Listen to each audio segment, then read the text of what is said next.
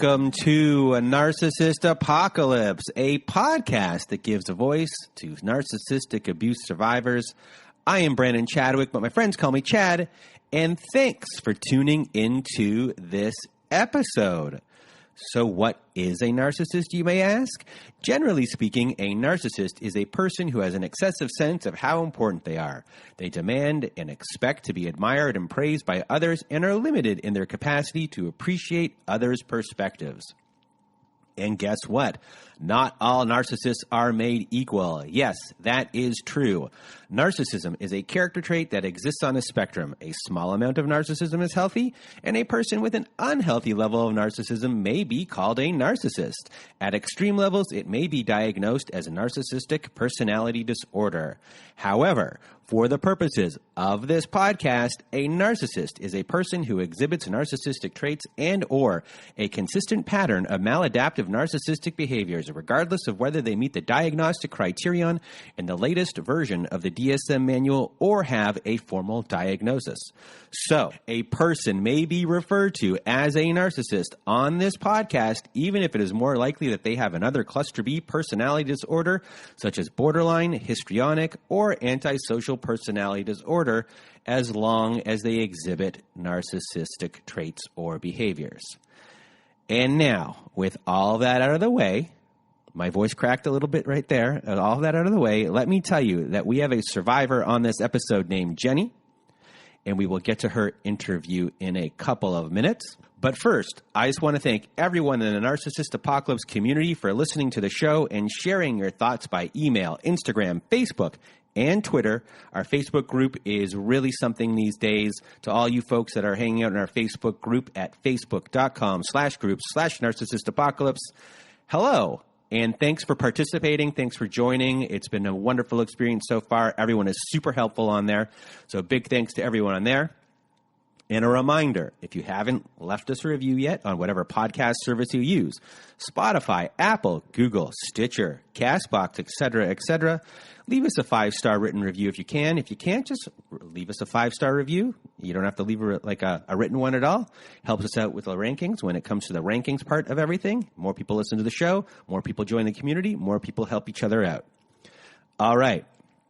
Now, once again, I have to put a bit of a moratorium on doing recordings because my vetting call and recording call schedule is already booked up almost to the end of November.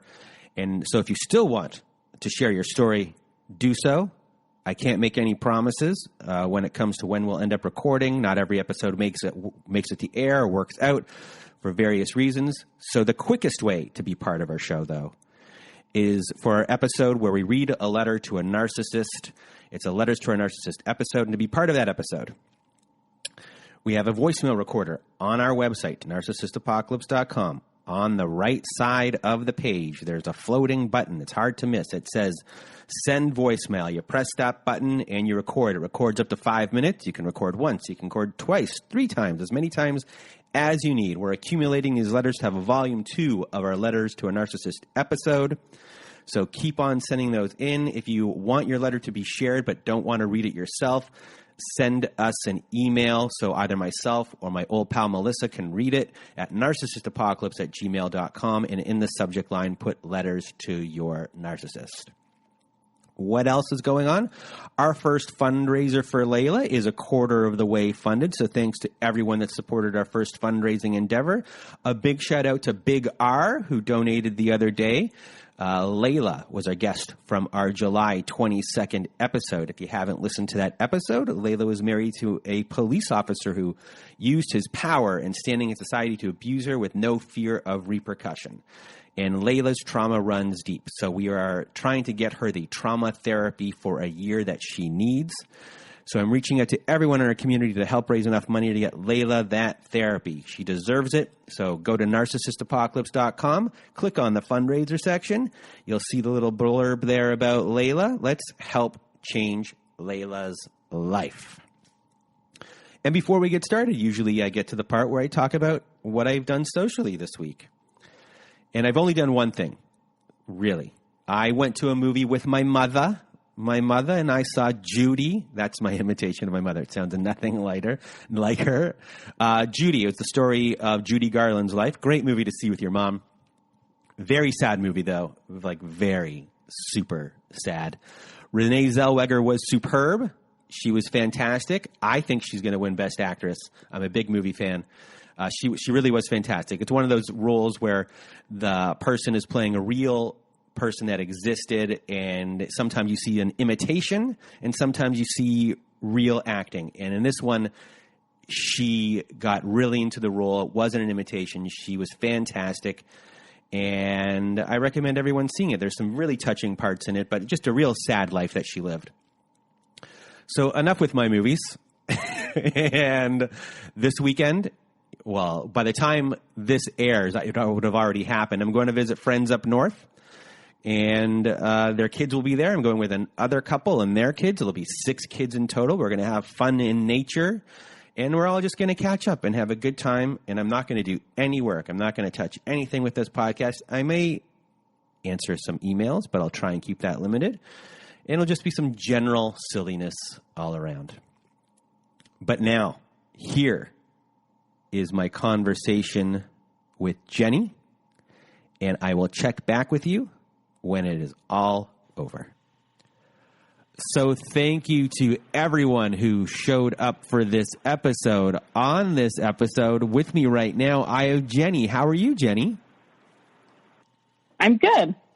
So, how are you? I'm doing pretty good. It is a Saturday morning. I got the time screwed up of when I was supposed to call you. I called you an hour earlier.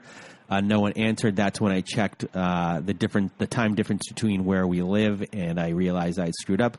I took a half-hour nap in between and rested up. I needed that half hour. And now we are here, and I am now just going to get out of your way to let you tell your story.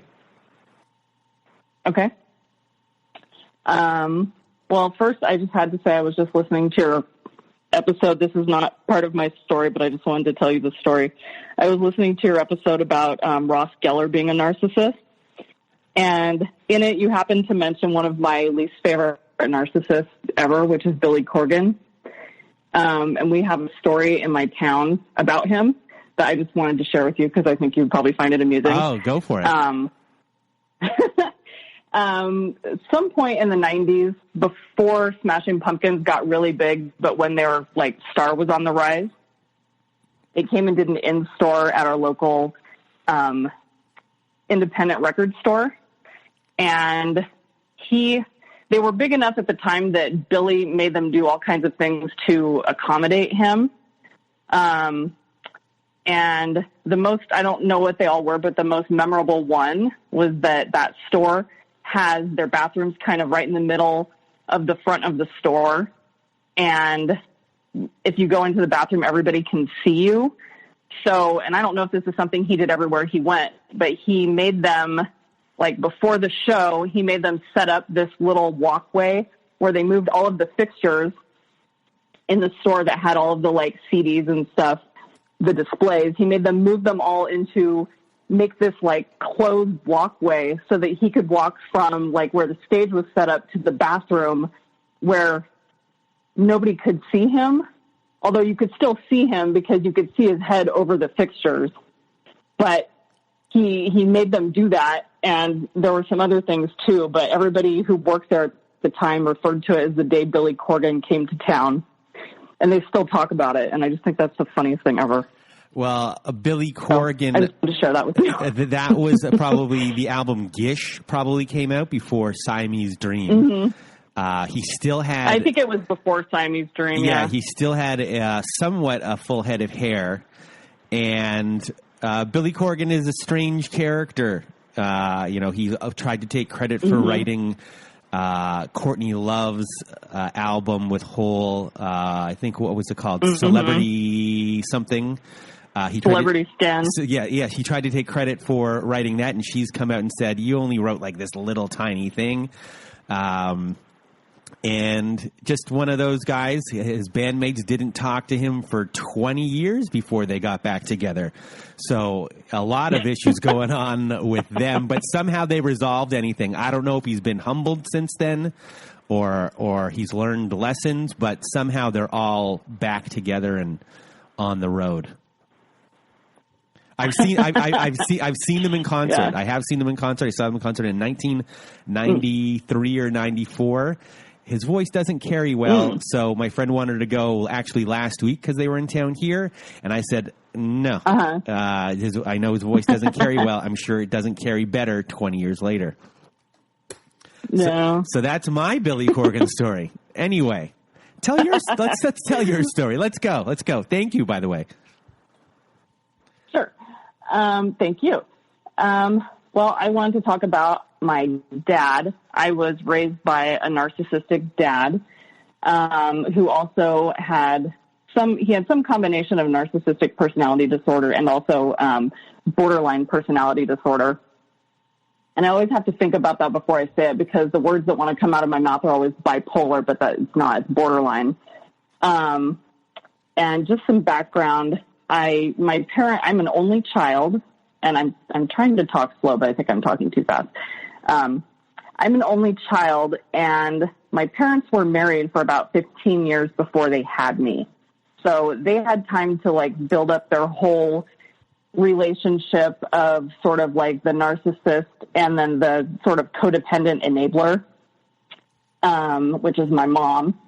And so they didn't have me until they were in their mid-30s. And as soon as I was born, my dad quit his job. And so my mom basically had to be kind of the sole breadwinner for a while. And she's a hairdresser. And so when I was a kid, she was always working. She worked on weekends and she worked on evenings. So it was always just me and my dad. And he had a really messed up childhood. So it feels like when I think back about it now, he sort of saw me as some kind of answer to all of his problems. I was somehow raising me was going to sort of make up for this messed up childhood that he'd had. And he saw himself as this perfect super parent, probably because he was a narcissist. But he never read any kind of child rearing books or anything because he thought he was just naturally good at everything, like a narcissist. But he also had really unstable emotions, which is like the borderline coming in. He had basically no equilibrium.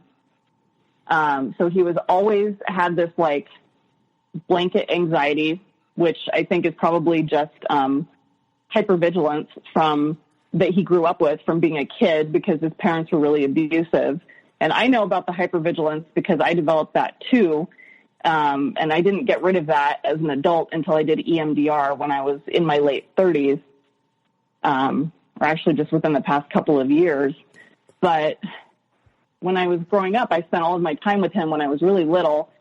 And because he was so emotionally unstable, he couldn't tolerate me having any emotions, and my mom either. But I just remember one of my earliest memories was I was crying about something and I was really little, and he pushed me in front of the mirror and then started laughing at me. And he had this really high-pitched, ridiculing, hysterical sounding laugh. And he would say, "Look how ridiculous you look. Hee, hee, hee, hee, hee." And he would do that every time I cried.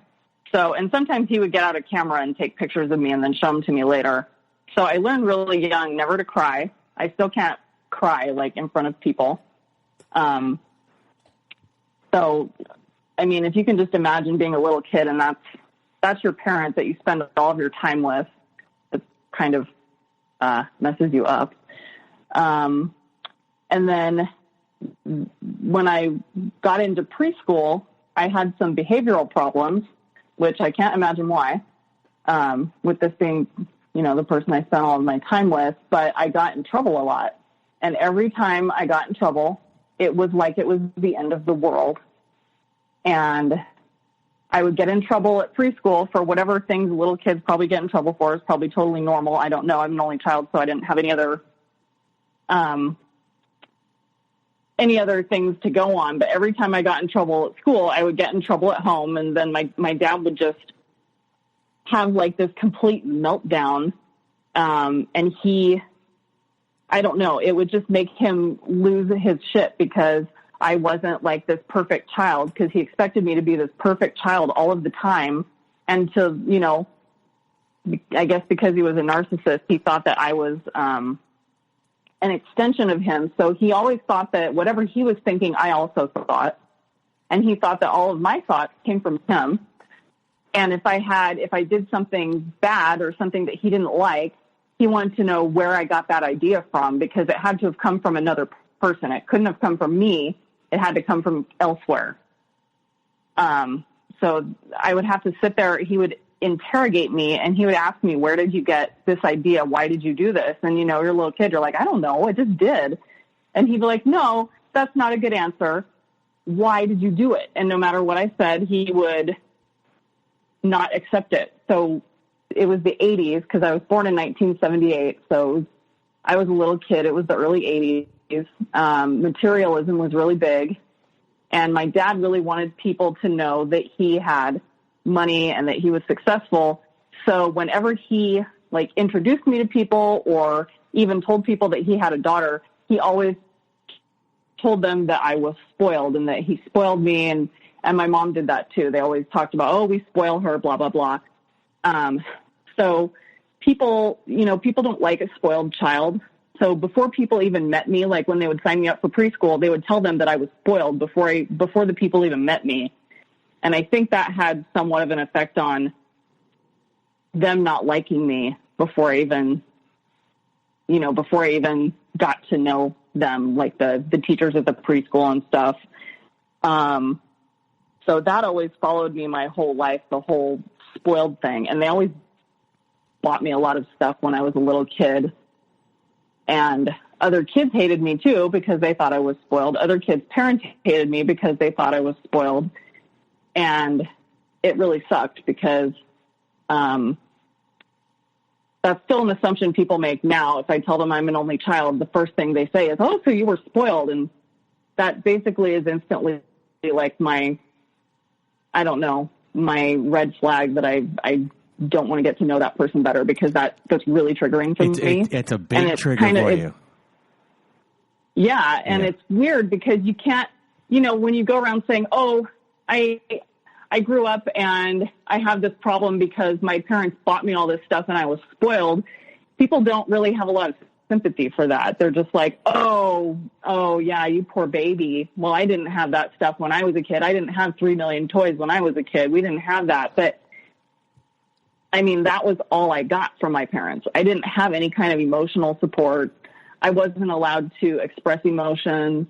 I wasn't allowed to express my thoughts and feelings because I always had to be, you know, and people who listen to this podcast will know what I mean. I always had to be reflecting whatever was going on with my dad.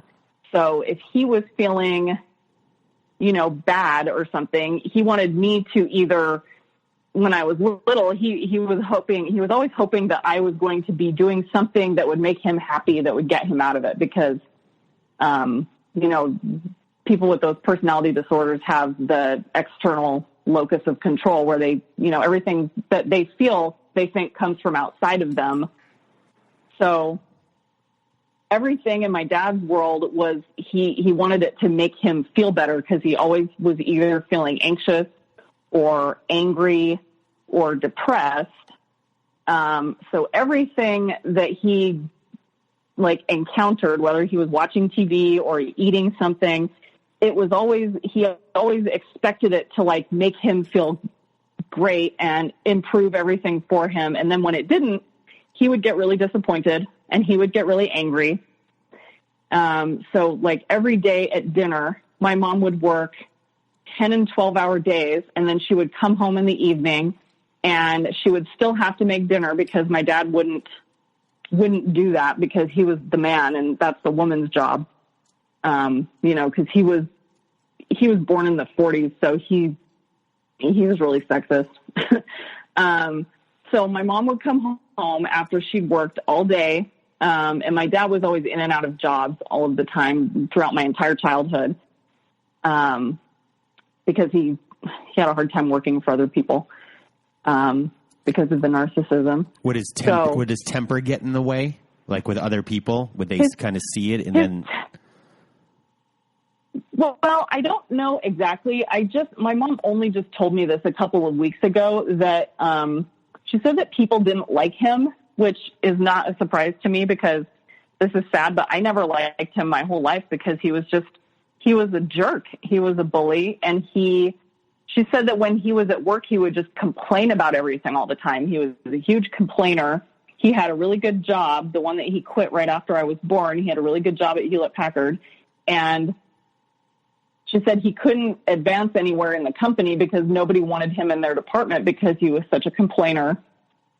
And that, if they think he complained when he was with them, they have no idea what he did when he was at home, because every night at dinner, whatever my mom made, my dad would complain about it. It always didn't taste right. It didn't taste as good as the last time she made whatever that dish was, and he would eventually, half the time, he would end up just like shoving it aside and being like, I can't eat this. This is terrible. I can't eat this. And he did that from the time I was a little kid. He was still doing it all the way up until, he passed away in April of this year, and he would still do it all the way, basically my entire life that I knew him, he would do that. And that was one of the most sort of, I think, damaging things that I had to witness when I was a kid. It gave me like this weird performance anxiety, just to observe that. And it was never directed at me, but it was some of the worst like behavior modeling that a person can ever witness is in a family with a narcissist in it. And my mom put up with it for 50 years, which I think is incredible. But, he was hypercritical about everything. So there was this thing with my mom's dinner, and what you always refer to as nitpicking. He did that to me all the time. Like I couldn't even sit in a chair without him coming over and like just scrutinizing everything I did. My posture would be bad. He didn't like the way I was holding my hands because he, not surprisingly, he made people around him into nervous wrecks because he was always a nervous wreck, or he was always like directing some kind of like critical energy out at other people, or even just like talking about a third person who wasn't there. He was always criticizing, but he would come into the room and I'd be sitting there and I would have my hands clenched or something, or I would have my arms folded, and he would always come over and be like, why are you clenching your fists? You look tense. Stop being tense. Stop being tense. And he would like grab my arm and shake it and be like, unfurl your fist. Unfurl your fist. I mean, how does that not make you nervous? How can you not be nervous when somebody's doing that? He told me I breathed too loud. He was always nitpicking the way I ate. Everything like that. When it comes to posture, a lot of people who have bad posture, people think it's, they're not walking properly, but a lot of people have bad posture. It's because they're beaten down by people, and your body just takes over and hunches over because that's how you're actually feeling. And it's not really about sometimes, I don't know how to stand up straight, or I learned bad posture. Sometimes it's just the way you're feeling is the way you walk or the way you carry yourself. So in your situation, you've been beaten down verbally from your dad, and if you did have bad posture, he was probably a big reason why you did. Yeah, and he was exhausting for one thing, and just having him be in the same room with you was exhausting. You always had to be paying attention to him. You always had to be having a conversation with him, because if you didn't have a conversation with him or weren't paying attention to him, he took it as an insult to him, which that wasn't something that I realized until I was a lot older. But yeah, when I was a little kid, I would always be, oh, there goes my dog. Be quiet. Now I can't remember what I was talking about. Oh yeah. Well, I had bad posture because I had low self-esteem, because he was always criticizing me. You know, and then also he read psychology books all of the time because he claimed that he was trying to figure out what was wrong with him, but I think he just did it so he could mess with other people, frankly. So he would tell me, he would criticize all of these things about me, and then he would tell me, well, you have such low self-esteem. Why do you have such low self-esteem? Why don't you have more confidence? You know?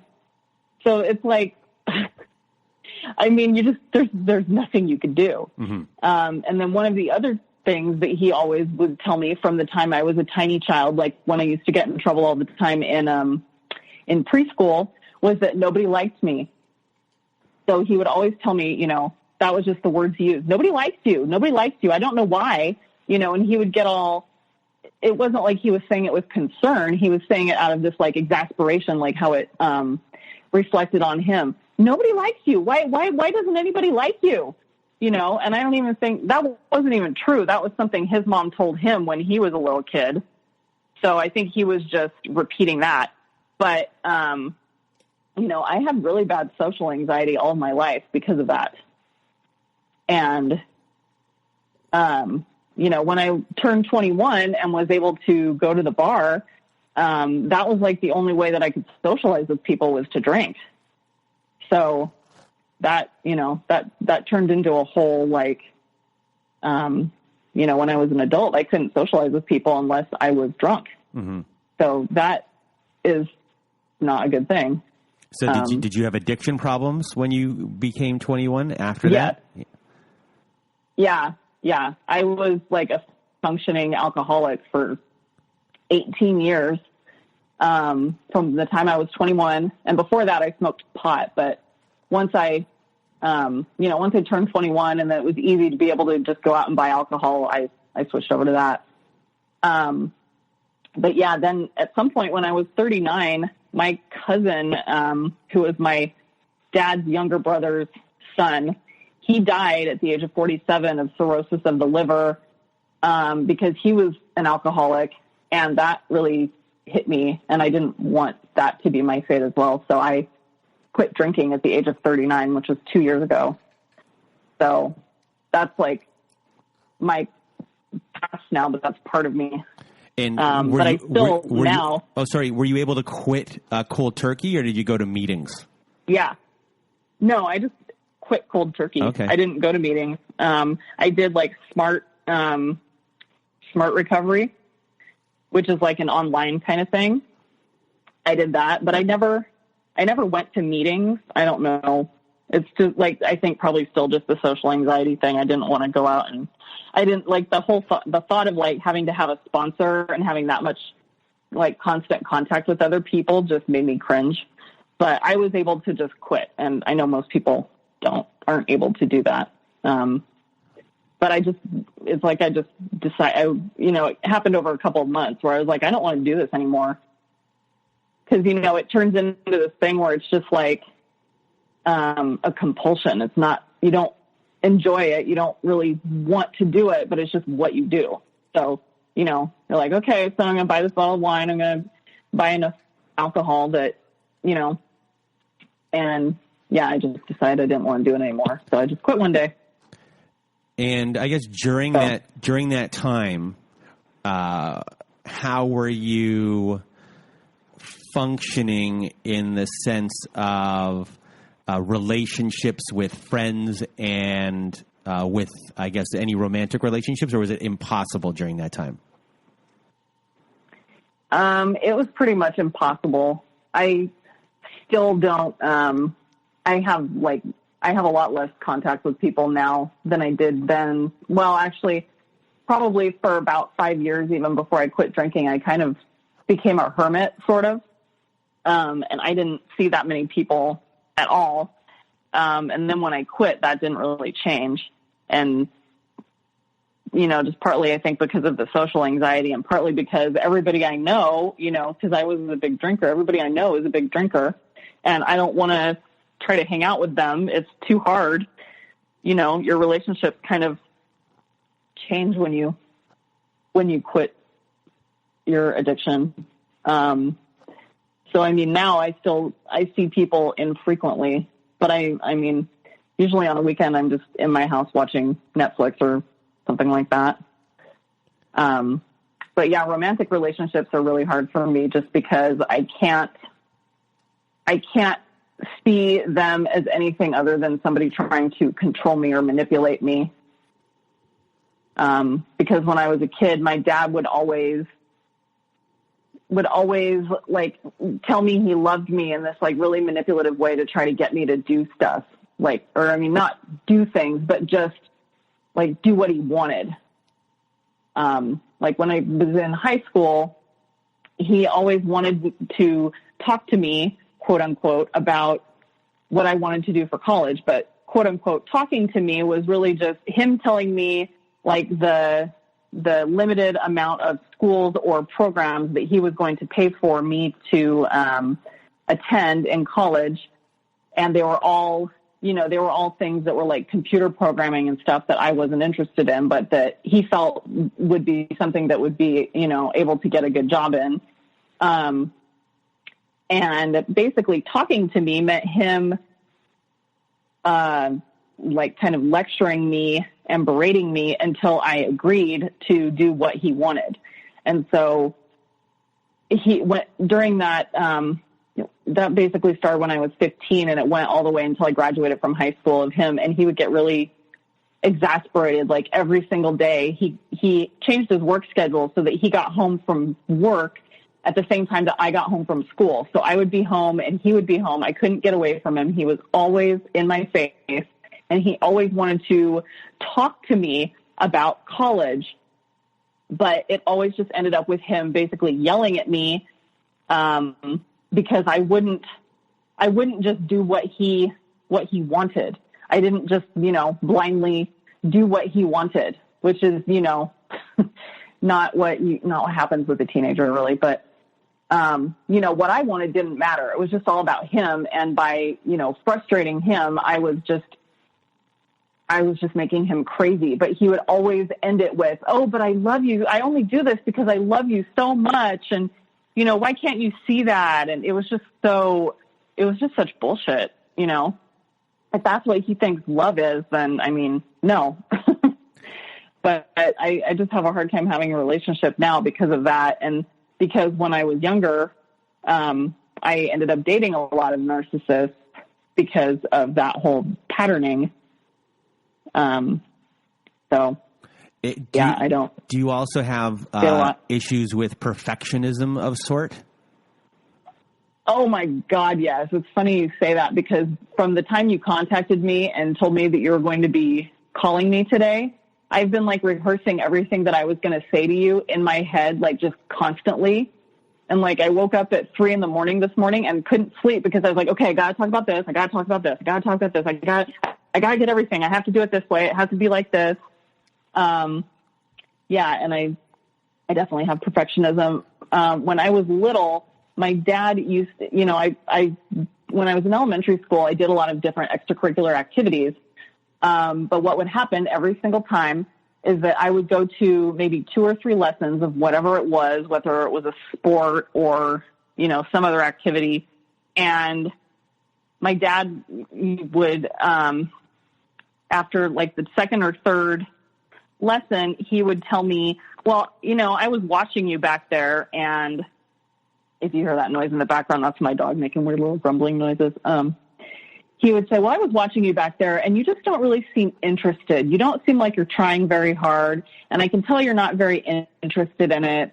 So why don't we just take you out of this? Let's not do this anymore." And I would just be like, okay, cause it had happened, at one point it had happened so many times I was used to it.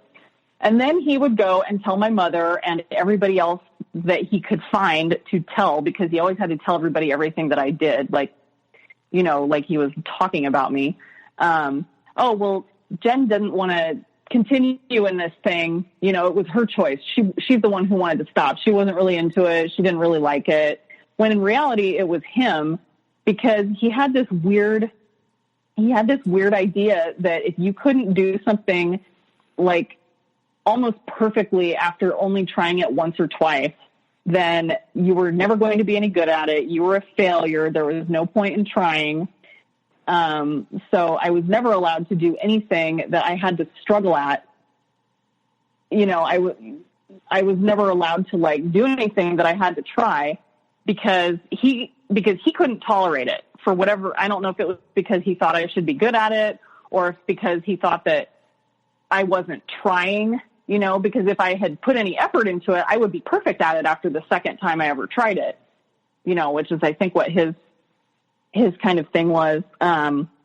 So that really bred the perfectionism thing into me too.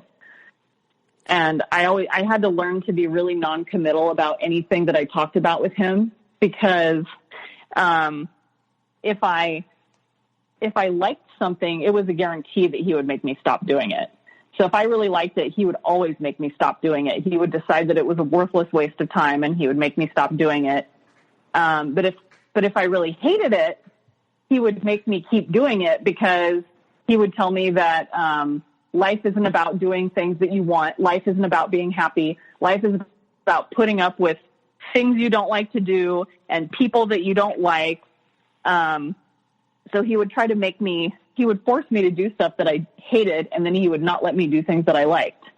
So I always just was really non-committal when he was like, oh, do you like this or whatever? I'd just be like, oh, yeah, whatever. I don't really have an opinion about it. And then of course he would get mad at me for that. He'd be like, why are you being so non-committal?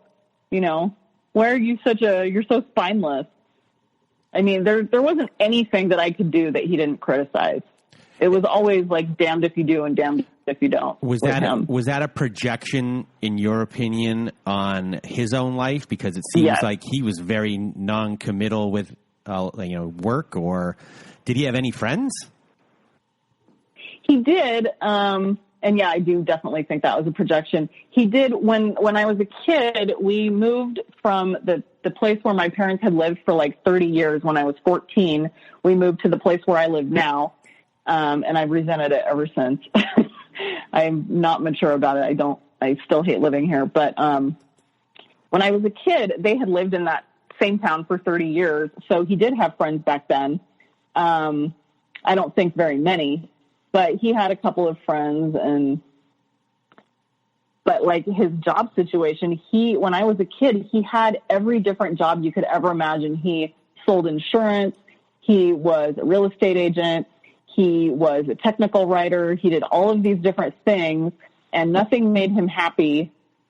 And so he was always telling me that life just wasn't about being happy and you couldn't do things that made you happy. And so whenever I found something that I liked, I think it made him jealous because by that point he had probably forgotten how to be happy. I don't know, but he was always really jealous of me, you know, like when I was little and he was telling everybody that I was spoiled. He was jealous of me at the same time because his parents never spoiled him. So he resented me because he was giving me all these things that he never had when he was a kid. And, you know, he resented me at the same time that he was doing it. So that was really weird too. Yeah, it sounds like, you know, there is a lot of manipulation in the sense of he's spoiling you and hating that he's spoiling you, or he's doing it just so he can say it, just so he has a complaint about you. And then also when it comes to, you know, when you wanted to, whatever school you wanted to go to, anything maybe that revolved around money, possibly. I'm just kind of going off here for a second. Yes. That there was always a catch to it. And that catch, you know, no matter what the catch was or what was going on, there was going to be a complaint following what was ever going to happen, that there was always going to be the shoe that was going to drop. You didn't know what it was. Even if you rejected the money or if you took the money or whatever was paid for or something, there was always something there, no matter what your answer was going to be. Yes, I'll take it. No, I won't. He'll complain that you did, or he'll complain that you didn't. Is that fair to say? And and it's funny that you say that because when I finally moved out of my parents' house, I was 22. I ended up going to college in the town where we live because it was impossible, because no matter what, like when it came to the college thing, even when, he would present me these like 3 options, and it was always just like 3 or maybe 4, 3 or 4 options. Well, you can do this, this, or this. And I'm not interested in those. And he's like, well, bleh, you freak out. I have a question. So, I have a question for you. You were spot on in your observation there. My big question is, what's your mother thinking of all of this the whole entire time? And what kind of conversations are you having with her about this, father situation, husband situation? And did it frustrate you if she wasn't helping out? So my mom, my dog's barking again. My mom was not there a lot when I was a kid, like I said, because she was always at work. She worked on Saturdays. She worked in the evenings.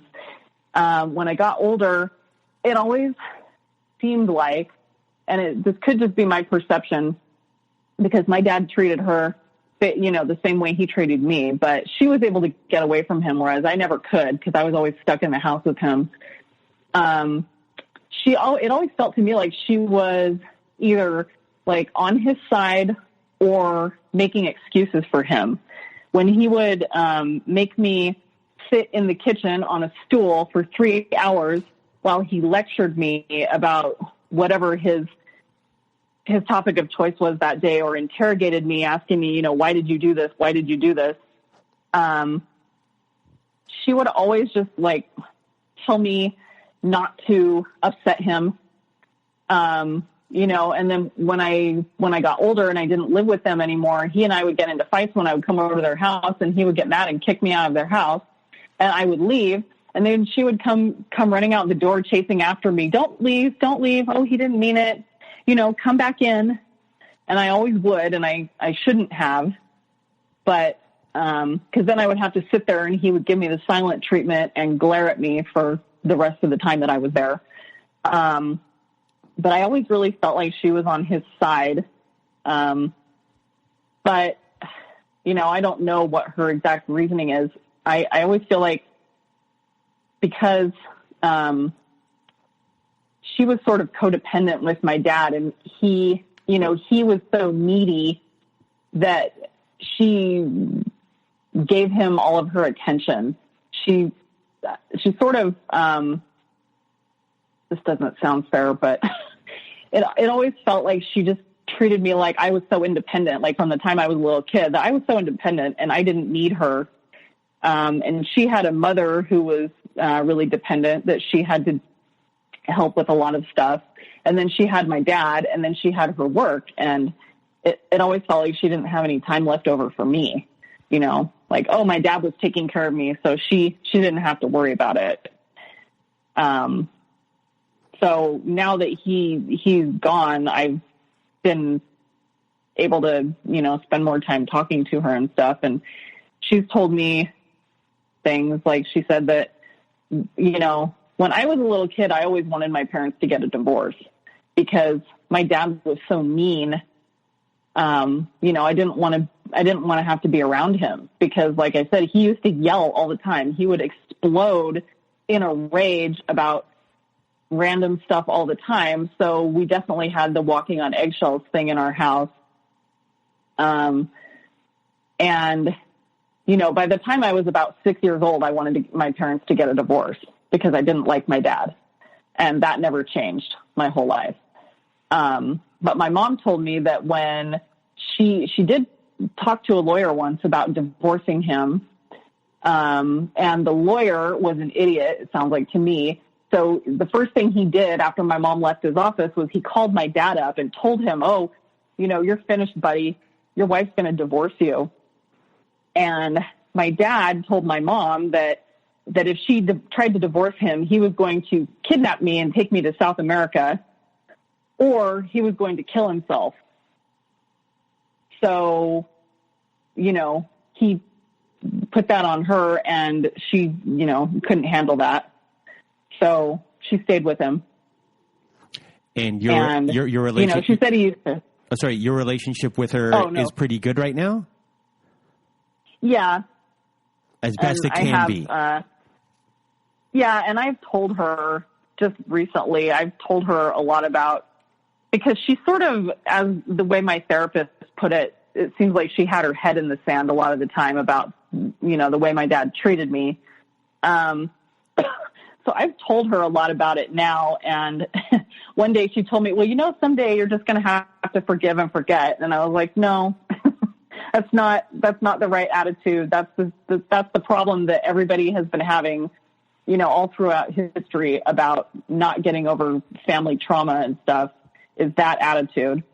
But she told me a lot more about my dad, like about how nobody used to like him and that thing about the divorce. And I've told her, I really wish that you had been there more when I was a kid, because I had basically one of the worst models of behavior, teaching me how to be an adult that I was around all the time, who also, criticized me and terrorized me, and just, because she's always telling me that she always expects the best out of people and thinks that people have good intentions and stuff like that. And I just find that amazing, because I don't feel that way, because I was raised by this person who always told me that everybody was out to get me and who treated me like he was always out to get me.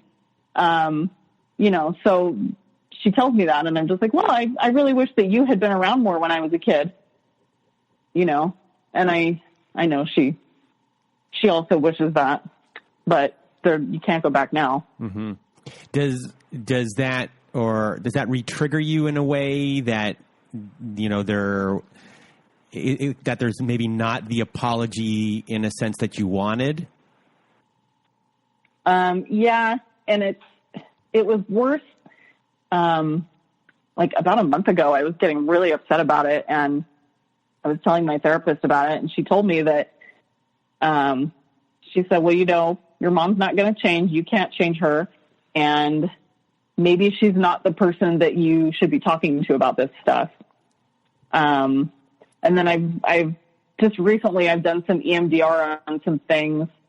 And I think that's really reduced the amount of how much that triggered me, because, I don't know if you've ever done EMDR, but it's, you work on one scenario with it, and then all of these other things that you would not ever expect to be related to it sort of fall by the wayside too, and don't bother you as much anymore.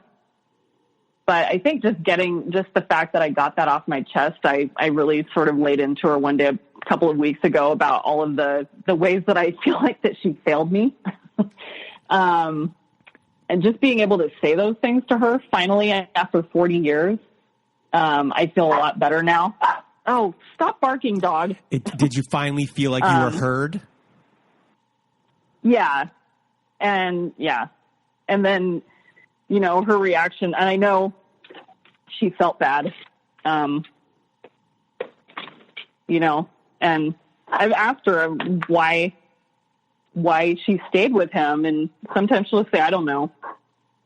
But, it was just like their generation and everything. Yeah, I think people didn't get divorced. From people that age, your mom's probably 70 plus years old. Yeah. I think in that age like group, baby boomer age. Yeah, I think that age group is the way they were raised. A lot of the time, they don't understand. Well, and she's Catholic. Yeah, they don't understand they don't understand these things. Their emotional IQ isn't as high as people who are younger.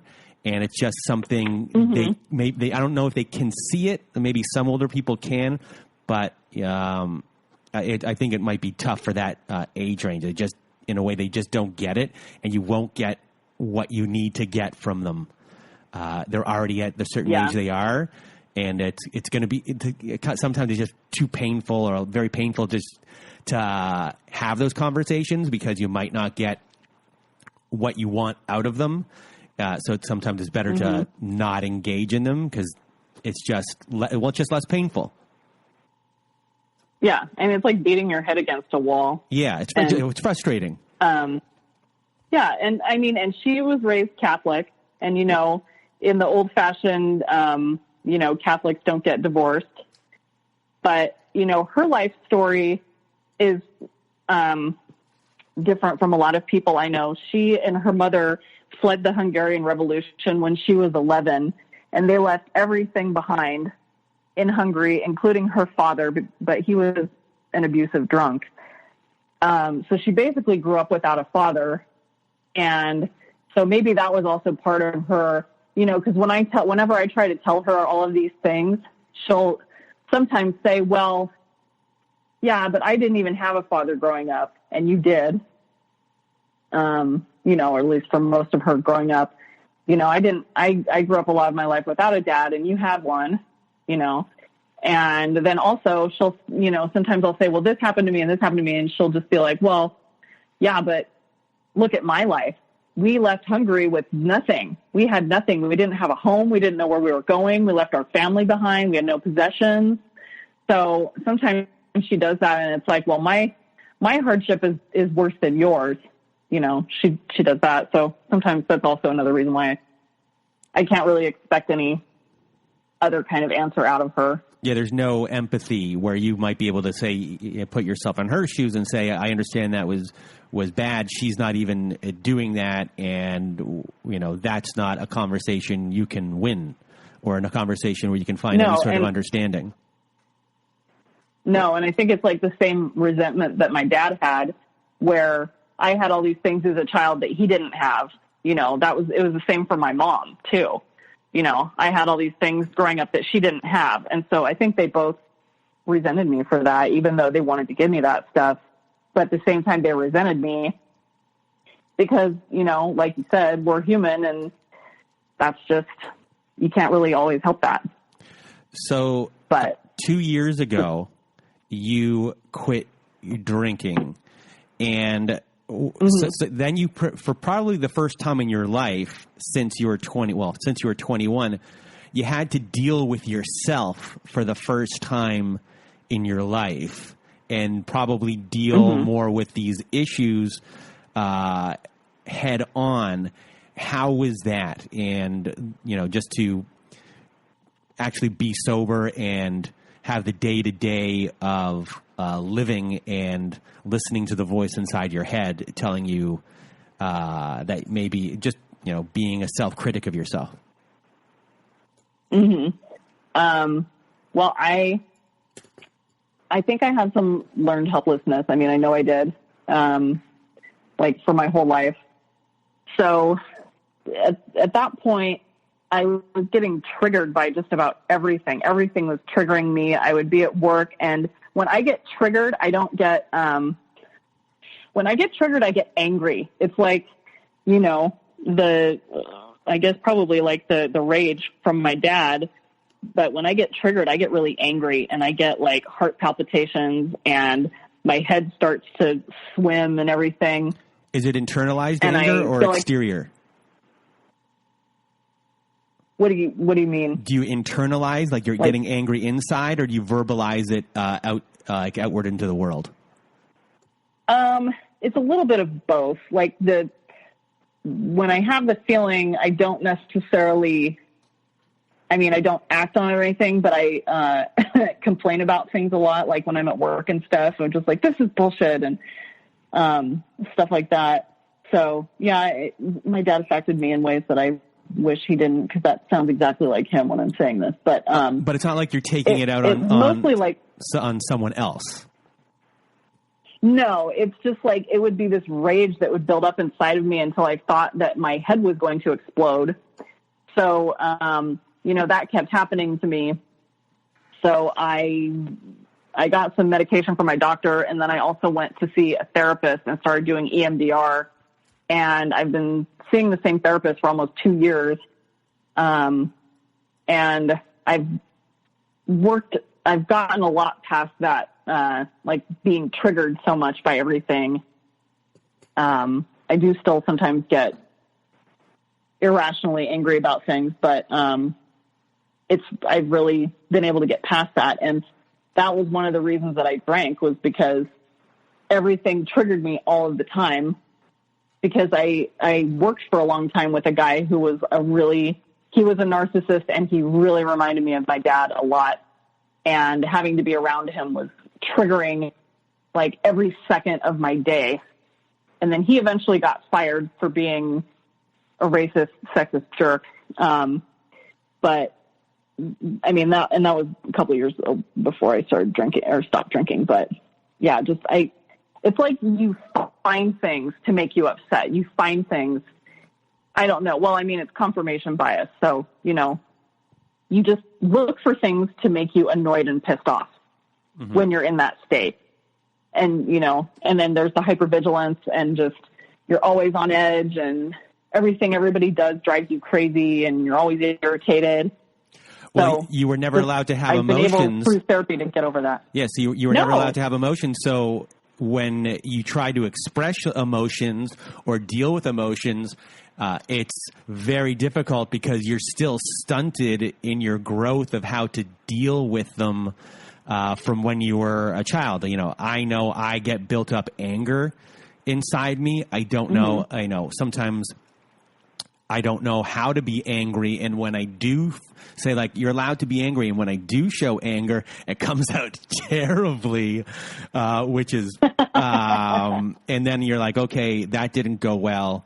It's for me, that's a big thing for me. How do you deal with anger when you kind of grew up where, everyone else in your family is able to express things and you're the person that's not really the one that is rocking the boat kind of thing. So for me, it was always, especially with anger, because you're not allowed to express like, oh, I'm sad, or not that you're sad, but like that you want, you're not, things aren't working out here and don't rock the boat. And for me, it was a big thing was anger, and I really build up and it builds up and it builds up. And for me, that was always the most frustrating thing. And I don't know what would happen. What would happen? Yeah, like how would it release? How would you release the How would it anger? release? I would just, I don't know where I was going now.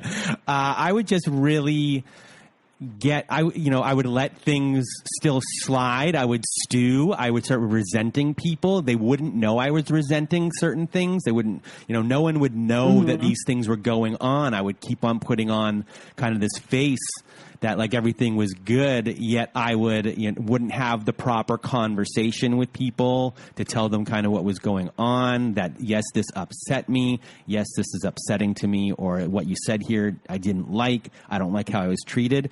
For a long period of time, I did not know how to deal with that. And then when I started to finally go to a therapist and work on these things, when I did want to deal with those things, at first I had to, I had the ones where I was like, and I yelled and I didn't know how to deal with it.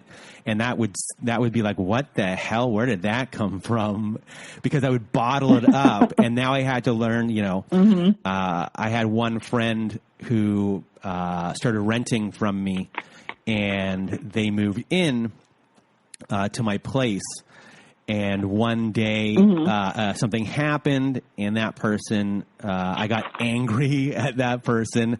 I didn't say anything. They knew I was angry, and they said, "Are you upset?" And I'm like, "No." And I went upstairs to go back to sleep because I was woken up in the middle of the night. And about 5 minutes later, I was in bed, and I'm like, okay, you are angry. Why did you say the opposite? You can't go to sleep. So I went back downstairs, and the person was sitting at the dining room table, and I said to this person, "You're right.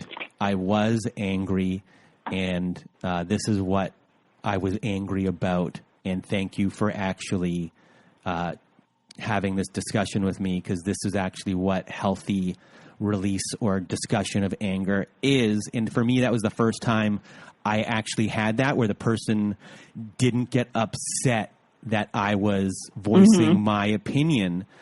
And it felt really good. And that was my first step into realizing this is how you deal with anger. You don't go and stew. You might have to go think about what you want to say about it so you don't say the wrong thing.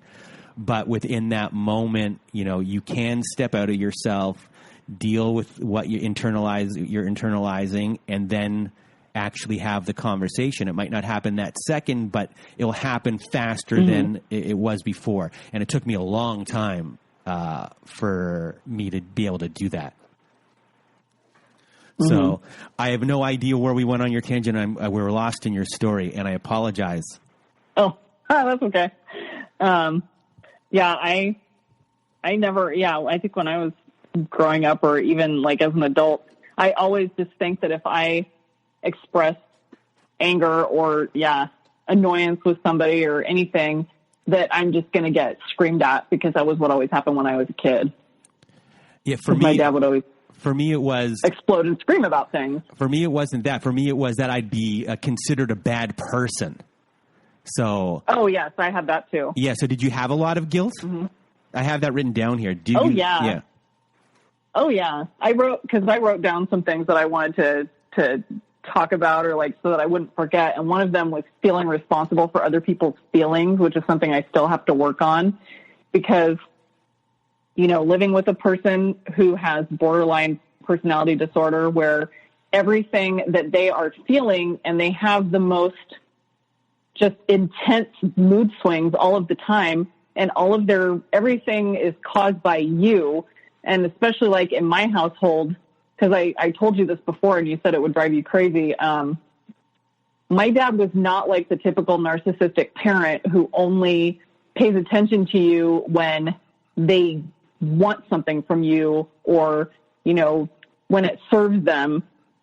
He focused on me all of the time. Everything that was going on all day long, he was always focusing on me and expecting me to help him feel better, or, wanting to control what I was doing, or just, it didn't matter. Everything all the time.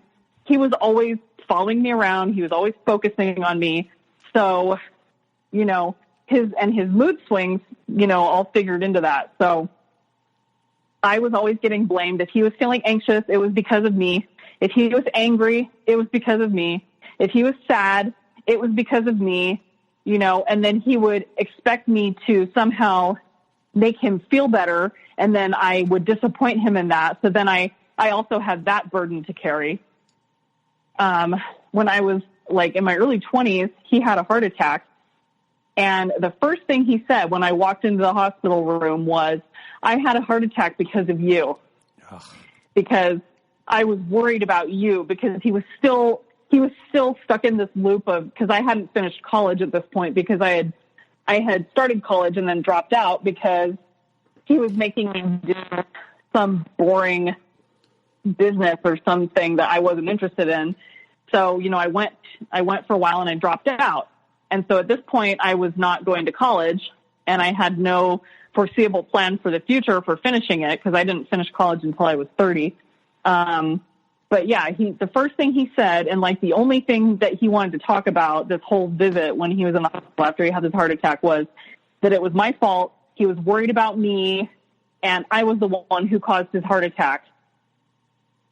So, that was basically our whole relationship. Mm-hmm. And whenever something happened to me, it happened to him and only him. Like when I was 4, I had a seizure, because I had a fever, and my dad was the person who was there with me. So I had this seizure, which would have been, I think, unavoidable. But he blamed himself. And then, like, for the rest of my life, he would always bring it up, and it was like it only happened to him. It didn't happen to me. It didn't happen to my mom. It only happened to him. And then he had to deal with all this guilt of it and all of this other stuff, and it just, like, listening to him talk about it was just so gross, because he always talked about, like, it only happened to him. And so I always have felt responsible for other people's feelings. And plus he also, like, along with his thing that he would always tell me about how people didn't like me, there was always this focus on, like, how people perceived me and how people perceived him. And, how you look to other people for a narcissist is far more important than, how you look to yourself, because they don't have that inner self, or, however that works. But I was always so concerned about what other people thought about me. And so, like, feeling responsible for their feelings went along with that.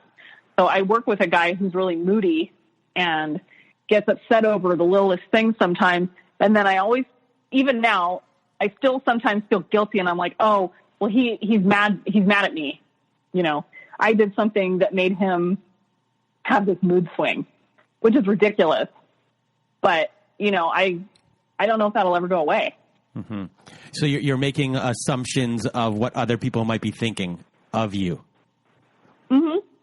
Yeah. And also feeling like I somehow control how they feel, because that was just what was, taught to me by my dad, which was that, whatever he was feeling was because of me.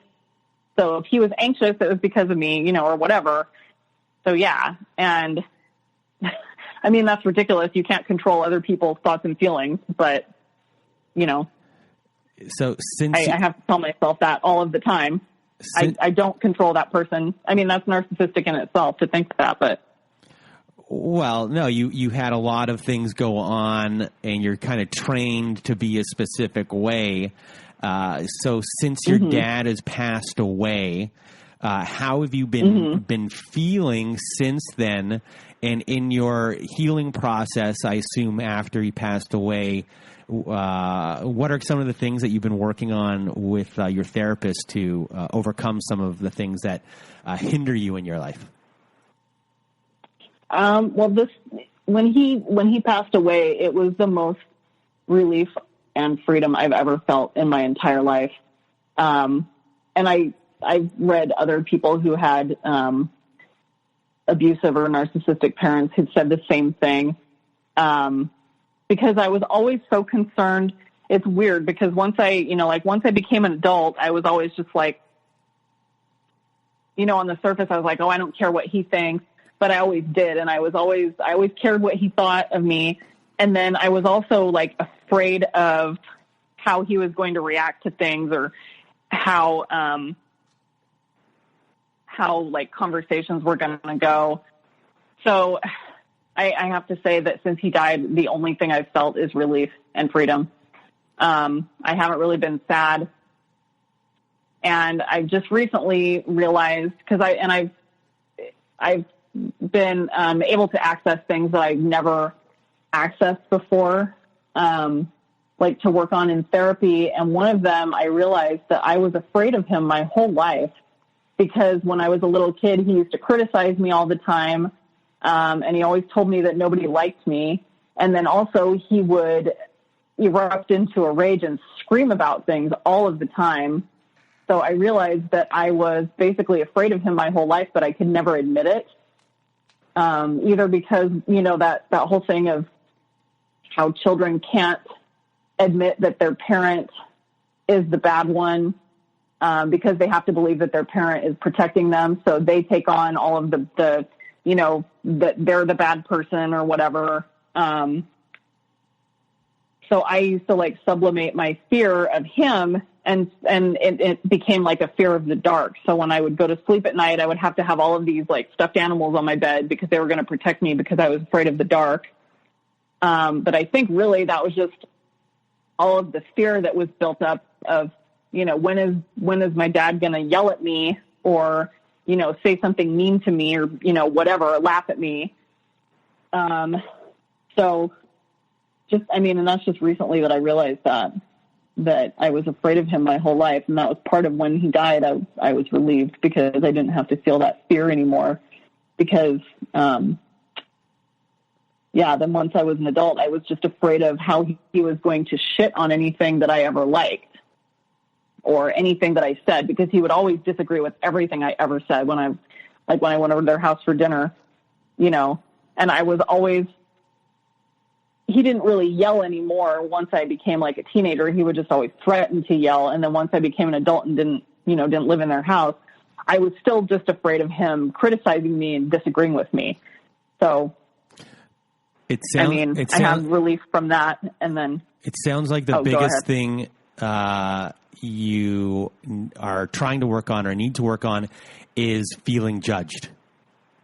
And like your father's judgment constantly, and that what you think others might be thinking or judging you in those ways is probably a big thing that is ruled your whole entire life. And now, even though he's gone, the residual effects are still there. And I guess the thing that you have to work on most is lowering that voice in your head, because that voice in your head isn't your voice. It's the voice of your dad. that is constantly there. So working on that will probably be the biggest thing. Are there some exercises that you're doing with your therapist to work on that? I've just been doing, I've been doing EMDR, but I've been working on things like the fear stuff, and then also the believing that people don't like me. But there's a podcast that I listen to called Unfuck Your Brain. And it's by this woman named Cara Lowenthal, and she basically she's a life coach, and she went to Harvard and Yale, and I mean, she's brilliant. And her whole thing is that your thoughts are what your problem is. It's not your emotions, because your thought comes first. So part of her whole thing is to help people free themselves from their critical inner voice and from beating themselves up over various things and perfectionism and stuff like that. So I've been working through a lot of her programs. Is she the one that wrote the book to Unfuck Yourself? Something like that?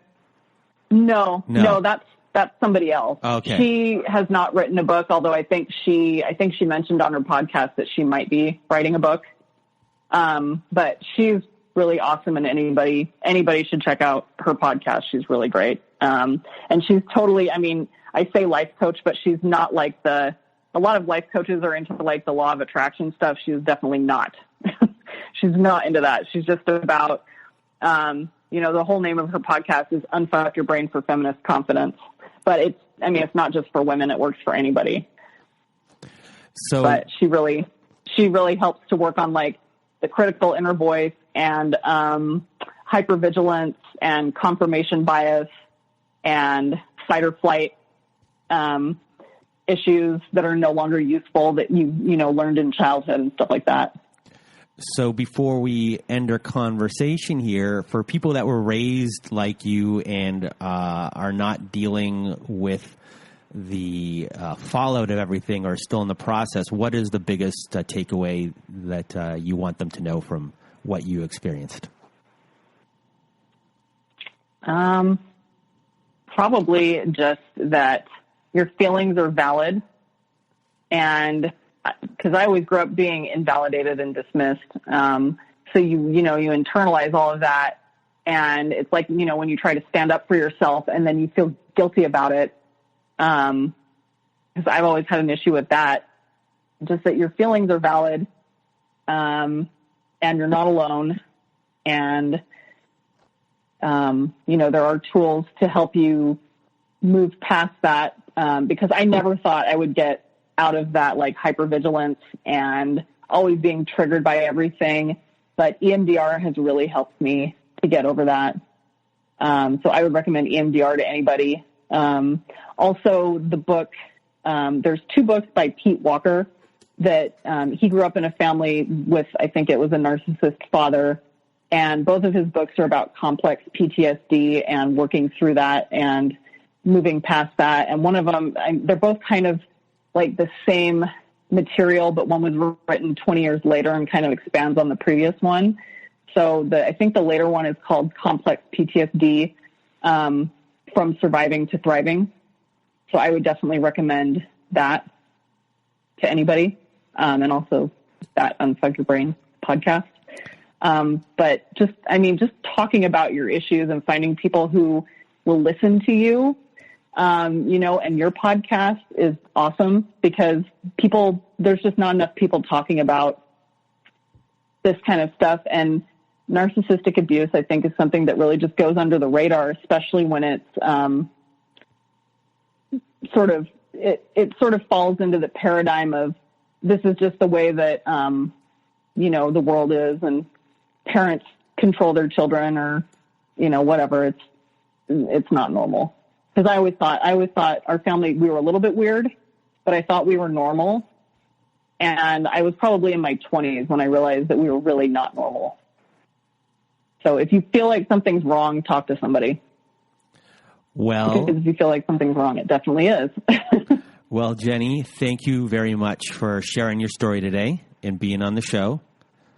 It was a Thank pleasure having you here, and I hope nothing but the best for everything in the future in your healing process. Thank you. So for everyone else out there, thank you for listening, and have a good night. And that was my conversation with Jenny. So I want to thank Jenny for being part of our show, for being part of the community, and being part of your lives and my life now. So hopefully I speak to you before this episode comes out so we can catch up a tiny bit. But before we leave here today, let me just say, come join our Facebook group, which is different from our Facebook page. And you can find us at facebook.com/groups/narcissistapocalypse to join. The group is fantastic so far. Everyone's getting along. Everyone's sharing their experiences. Everyone's helping each other and lifting each other up. Also, for our Letters to the Narcissist episode, we have a voicemail recorder on our website at narcissistapocalypse.com. It's on the right side of the page, floating around, hard to miss. We're accumulating them for volume 2 of that episode. You press on the button, you records up to 5 minutes, record once, twice, 3 times, as many times as you want. So send those in so we can get that episode recorded, and I can see Melissa, and we're going to have a great time. Hopefully we'll see her next week. And now, that is it. Be well, and bye for now.